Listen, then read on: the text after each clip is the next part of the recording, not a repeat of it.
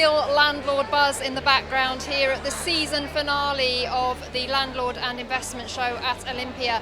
And right now I am delighted to be joined by a gentleman that I've longed to interview for a long time. Finally got him to join us on Property Tribes, and it's David Smith, who is economics editor of the Sunday Times. And David, it's so great to have you at the show as well. You're fresh out of the big kind of landmark debate. It was really kind of about Brexit fireworks, but there's so much going on in the sector. Was an hour and 15 minutes enough time? Well, it's nice to be here, Vanessa, and nice to be talking to you. I think we could have had longer, and of course, when the event was fixed, we didn't know there was going to be a general election on December the 12th.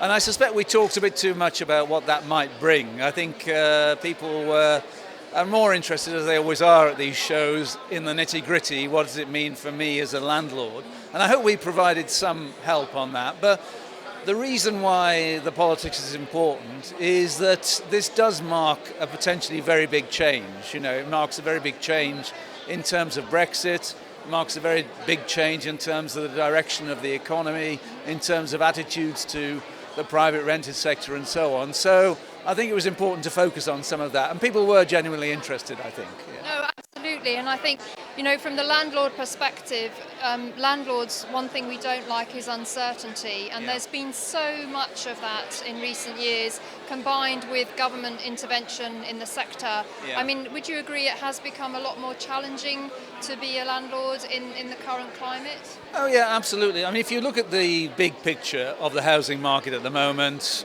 prices are pretty stagnant nationally, stagnant to perhaps falling slightly. Transactions, I saw a survey just today saying transactions are the lowest since 2013. And if you look through things like the Royal Institution of Chartered Surveyors surveys, their residential surveys, there's a lot of disposals going on by private landlords. And the effects of these are all the Osborne reforms coming home to roost, and the effects are entirely predictable. You reduce the supply of private rented accommodation, you push up rents, and you're hurting the very people that this policy was intended to help. So I think things are backfiring. I mean, if I had a message for Ian Duncan Smith, who was the Conservative MP who was on the panel, it's to push Boris Johnson. Boris quite likes reversing things that George Osborne did. So on public spending and so on. So perhaps think about reversing some of this, because there's no doubt that quite a lot of this has backfired and has resulted in, as I say, less property being available for rent, a stagnation in the housing market, and it has not worked, and it has not produced the increase in owner occupation that it was intended to do. So I think these are important things to discuss. Well, David, you're going to be very popular with the people viewing this right now. In fact, I can hear them cheering. You've just said exactly what all of landlords have been saying since the onerous tax regime brought in by George Osborne, that ultimately it would force landlords out. Rents would rise as a result, and it actually ends up affecting tenants, of course. You hit the nail on the head. But going forwards, we've got the spectre of Jeremy Corbyn, rent controls, and these other measures that he's been talking about. Yeah. And you know, there's many people that just don't know which way to turn. Yeah, and it was quite interesting in the just on what we were just talking about. I mean, there is no more Tory policy than encouraging the private rented sector. I mean, years and years of rent controls and all those things, the private rented sector was reduced almost to nothing by the mid-90s, and its revival should be something that Conservatives are proud of, rather than trying to squeeze back. And as you say, if we had a Labour government, everything is up for grabs. I mean, it was interesting that somebody in the audience spoke up in favour of discounted right to buy for private landlords, and he said, well, if it was 5%, it wouldn't matter too much. But experience suggests it would not just be 5%, it would be expropriation of private property. You have to sell your private property, your private rented accommodation, to a tenant for a big discount, and most landlords will be scared stiff of that, with good reason, because it it is their asset, and the government is effectively seizing their assets, as Labour, I am afraid, intends to do on quite a lot of things. So, as I say, maybe we did a bit too much politics in that session, but the politics at the moment is extremely important. So, David, from landlords' perspective, we're very unsure of which party is actually going to be supportive of landlords and the private rented sector. Yeah. What's your view on that? Well, I would hope that the Conservatives, if they are returned, would recognise that landlords are their natural constituency, and they should be proud of the fact that we've now developed such a large and potentially even larger private rented sector. Because as somebody also said in the session we just had, renting is often a choice now for people. It's not an alternative to owner occupation. It's what they prefer to do, to be more flexible and so on.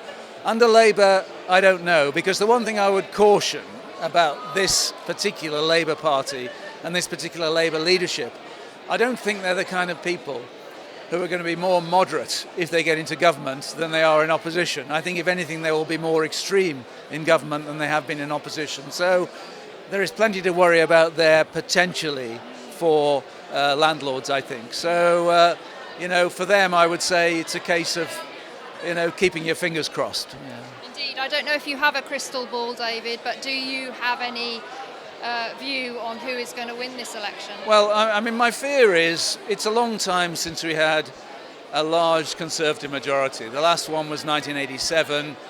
We had Conservative majorities in 1992 and 2015, but they were both quite small.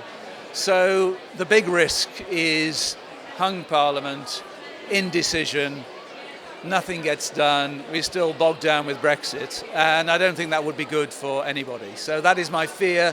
At the moment the Conservatives are ahead, but converting a poll lead into a majority is never easy, and I think it's a big challenge at the moment. But let's see what happens. Indeed. And just really as we close out here, David, it's almost impossible to say, but we do know that the private rented sector in the UK is very, very important in terms of helping local authorities discharge their housing obligations. We don't have enough enforcement of rogue landlords. There's lots of legislation against them, but not enough enforcement. It's such a complex and fragmented thing, the private rented sector. We've had no consistency with housing ministers. Housing has got to be high up on the agenda of whichever party gets into power. Yeah, and I agree with that. And every government says housing will be one of our top priorities, and then they have 6 housing ministers in 5 years. And I think it's always been regarded, housing, as a step up or a step on the way for ambitious politicians, rather than something that somebody wants to make a real success of. I hope that changes as a result of this election, whoever wins. I hope housing is given the prominence and political importance that it deserves, because there's no doubt that out there it is one of the key issues among voters. They are much more concerned about housing than about any number of other issues. So I hope it gets the prominence, the permanence that it deserves. Indeed. Well, thank you so much for joining me here on Property Tribes TV. We've been talking to David Smith, who is the economics editor of the Sunday Times. And David, thank you very much also for being part of this event and being a contributor here. It's just so great to see you and have your thoughts on this topic. My pleasure. So thanks for joining me. Thank you very much. Thank you.